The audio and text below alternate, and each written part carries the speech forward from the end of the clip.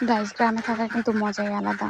আপনি প্রাকৃতিক আলো বাতাসের সাথে, সাথে আরো এমন কিছু পাবেন যেগুলো আপনার মনকে সবসময় সতেজ রাখবে।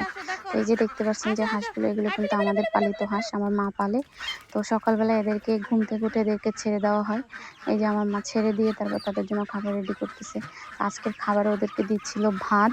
কালকে যে রান্না করেছে ভাত, সেটা কিছু থেকে গেছে। সেই ভাতটা কুড়া, ফ্যান, এটা মিক্স করে ওদের খাবার তৈরি করছে। তো ওদেরকে ছেড়ে দেওয়ার পরে কিন্তু ওরা পানিতে চলে গেছিল অলরেডি। খাবার দেখে দ্রুত চলে আসছে, আইসা খাওয়া শুরু করে দিচ্ছে।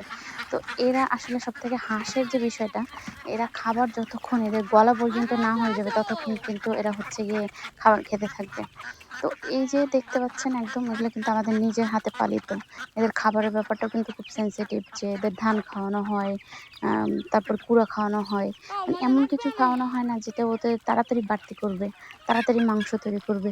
তো যার কারণে যেহেতু এদেরকে ওই ধরনের কোনো মেডিসিন দিয়ে বড় করা হয় না, তো এগুলো খেতে গেলেও কিন্তু অন্যরকম স্বাদ হয়। এজন্যই কিন্তু দেশি মুরগি, দেশি হাঁসের অনেক চাহিদা হয়। গ্রামে থাকলে প্রত্যেকটা ঘরেই, প্রত্যেকটা বাড়িতেই হাঁস মুরগি একদম কমন পালে মানুষ। কারণ কি? এই যে মজার, মজার খাবার নিজেরা খাবে। এগুলা জবাই দিয়ে রান্না করলে যে কি টেস্ট, তা বলার বাইরে। এই যে তাদের খাওয়া শেষ, এখন চলে যাচ্ছে। তো কেউ মাশাআল্লাহ বলতে ভুলবে না। আল্লাহ হাফেজ। দেখা হবে অন্য কোনো